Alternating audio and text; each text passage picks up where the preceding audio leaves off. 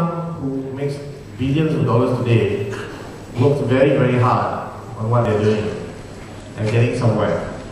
You're going to earn 3,000 ringgit for the next 10 years probably, or for the next 3 years at least. But the question is, if you're an expert in what you do, eventually somebody's going to recognize that and you probably start your own fund. When you start your own fund, you're going to get 2.5% of whatever you invest in. And at that level, you can choose what to invest in and make a lot of money still at the same time, and then you enjoy your job as well. So the point of the article was that you have to invest the time. And the example they gave was Tiger Woods. People say that Tiger Woods has got great talent. The article said Tiger Woods didn't have any talent. The only difference is he started playing golf at the age of 5. So by the age of 17, he had played golf for 12 years. He had 12 years of experience playing golf, hitting at least 1,000 balls a day. Right? So after 12 years of that, you're bound to be good at playing golf at least, right? So eventually, that's why Tiger Woods is where he is. And they gave examples of other people as well, like Bill Gates or even poker players. And the whole point about it was that you have to work hard and be an expert in something for you to be recognized and rewarded for your value in the long run. We'll take a quick question from the three. Hi, my name is Ali Umar. I'm a novice in Mr. Alman. I have a question for all three of you.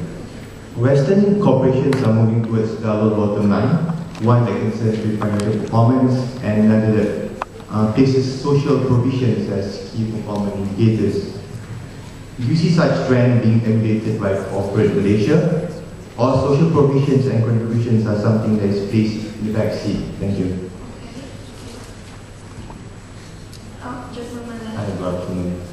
My question is, how do you judge one attitude? Just now you said that because in order to excel in work, you need to have drive. How do you judge one's attitude? Yeah. How do you judge one attitude or their drive before you give them a chance and feed them with the right information or opportunity to perform?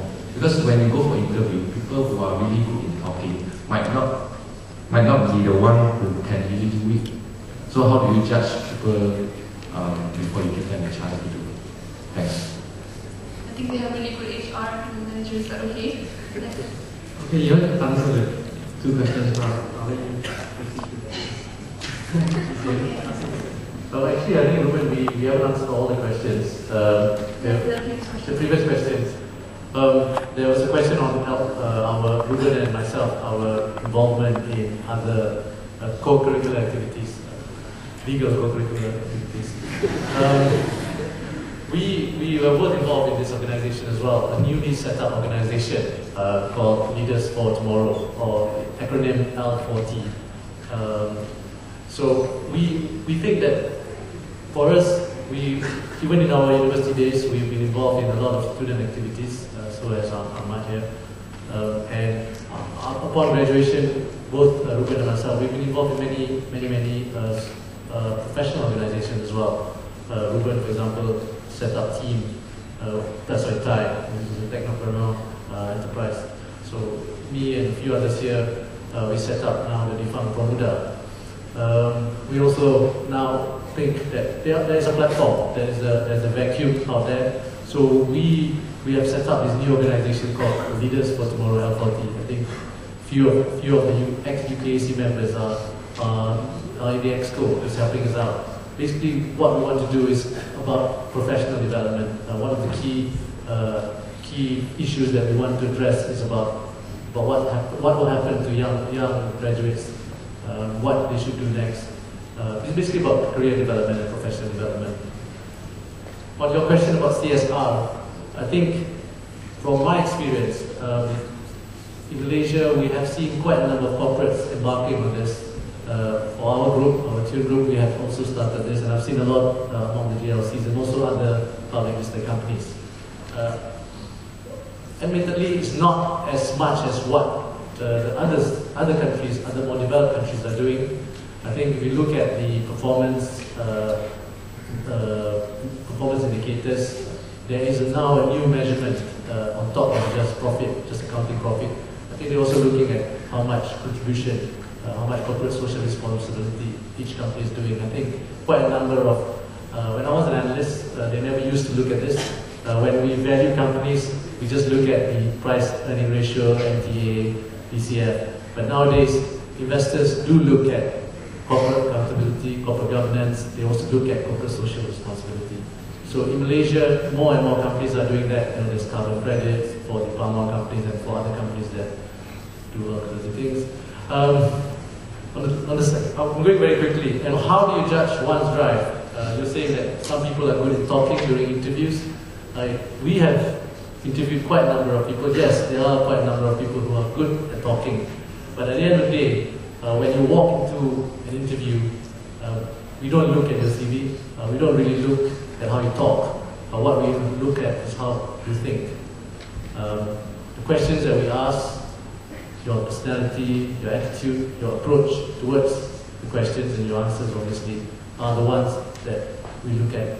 We don't really look at those who know how to talk a lot, or else, you know, maybe with the exception of Ahmad, who probably talk more than an interviewer.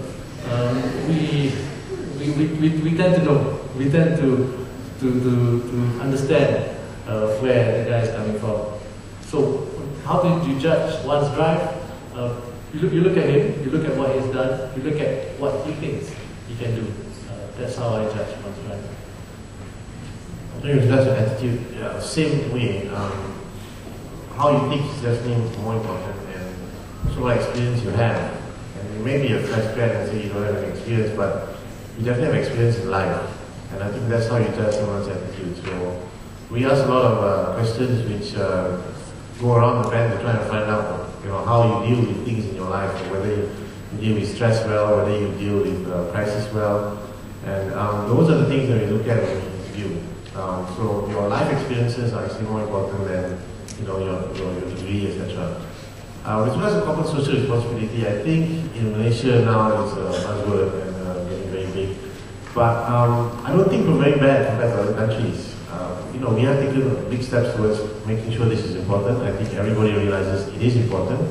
All companies are doing at least something now, whether it's for the right reasons. That will happen in time. But I think at least now everybody's making an effort towards doing something like that. Within the community around them, and as Zafar mentioned, environmental as well. I think that benchmark also needs to be set for all companies to ensure that